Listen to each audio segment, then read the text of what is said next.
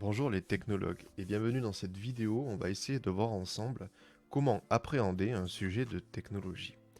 Avant de commencer, ce qu'il faut savoir, c'est qu'il n'y a eu qu'une seule année de la technologie au brevet. Donc j'ai très peu d'éléments officiels sur lesquels me baser, mais on va partir sur des sujets qui ont été faits par des collègues ou moi-même et qui devraient fortement ressembler à ce que vous allez avoir en fin d'année.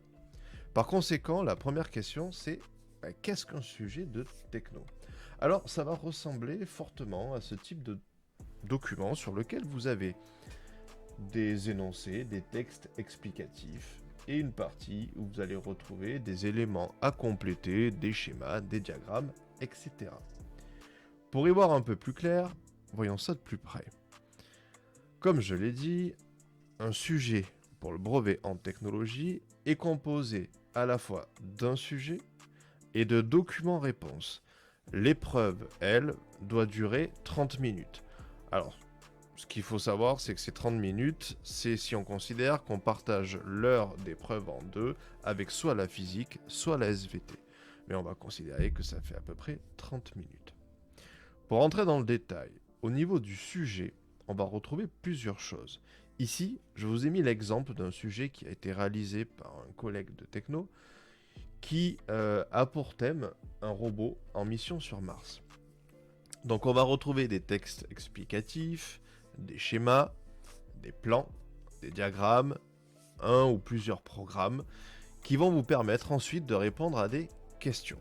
Ces questions, on va les retrouver sur des documents réponses. Ça peut être des textes à trous, des schémas ou des tableaux à compléter, type tableau de solutions techniques à des fonctions techniques, des organigrammes, des programmes à compléter qui peuvent être sous forme de Scratch ou des formes qui y ressemblent, puis des questions plus générales sur la technologie ou si vous avez compris le principe du système et si vous êtes capable d'expliquer certains termes et certains mots que vous avez certainement déjà vus en cours.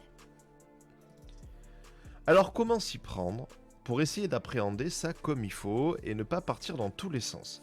Parce que si je reviens en arrière et qu'on regarde le sujet, vous voyez qu'il y a quand même beaucoup d'informations. D'accord? Et on peut facilement s'y perdre et aller pas forcément à l'essentiel. Donc moi je vais vous donner quelques conseils à ce propos. Ce que je vous conseille au niveau des méthodes à suivre, c'est tout d'abord de bien identifier le nom du système. Alors, ce qu'il faut savoir, c'est que en technologie, quand on a un sujet, on va toujours se baser sur un système. Alors ça peut être un robot, ça peut être, comme là l'exemple que je vous ai montré, un robot qui va dans l'espace. Ça peut être lié à la maison, par exemple un système de chauffage automatisé, un aspirateur automatique. Ça peut être lié à la santé, comme une prothèse, des systèmes de seringues, d'exosquelettes, des tylotests. Ou en lien avec plus la nature, comme une ruche automatisée, une centrale météo, un microscope, un mur végétal, une éolienne. Bref, ce qu'il est important de faire en début de sujet, c'est de bien identifier quel est le système que vous étudiez pour bien comprendre là où vous allez. Deuxième conseil que je peux vous donner, c'est de ne pas avoir peur du vocabulaire technique. Souvent, dans ces sujets, vous allez avoir des termes que vous ne connaissez pas. Et c'est normal. Il ne faut pas s'inquiéter. D'accord? Vous ne pouvez pas tout connaître. Et par exemple, dans un diagramme ou deux, vous pourrez avoir des termes que vous ne connaissez pas, comme système ou interface programmable, des choses que vous ne connaissez pas. Il ne faut pas en avoir peur. Il faut se dire que si on ne sait pas ce que c'est pas grave, on peut quand même répondre à des questions. Troisième conseil que je peux vous donner, c'est de ne pas lire tout le sujet d'un coup. En effet, comme vous l'avez vu précédemment, le sujet, il est assez dense. Et si vous lisez tout, vous allez passer un quart d'heure à tout lire et vous n'en saurez pas plus. Donc c'est important de ne pas lire tout le sujet d'un coup et d'y aller petit à petit. Alors comment on fait? On va essayer de lire d'abord les questions. L'intérêt de lire les questions, ça permet de savoir ce qu'on va attendre de vous. Et comme ça, à chaque fois que vous allez retourner sur un schéma, vous pourrez vous dire, ah tiens, ce schéma, c'est pour la question qui arrive à la fin, donc j'ai pas besoin de le lire tout de suite. Ok? Donc ça permet de mettre un peu d'ordre dans la lecture qu'on va faire du sujet. Donc lire les questions avant de répondre, c'est important et ça permet d'être ordonné. Ensuite, ce serait bien de repérer quels sont les différents types de documents. Donc si je reprends l'exemple du sujet que j'ai ici, vous avez par exemple ici ce qu'on peut appeler un diagramme, c'est-à-dire l'évolution d'un élément par rapport à un autre. D'accord? Donc là, vous avez la tension produite par rapport au débit de la rivière. Donc ça, on sait que c'est un diagramme.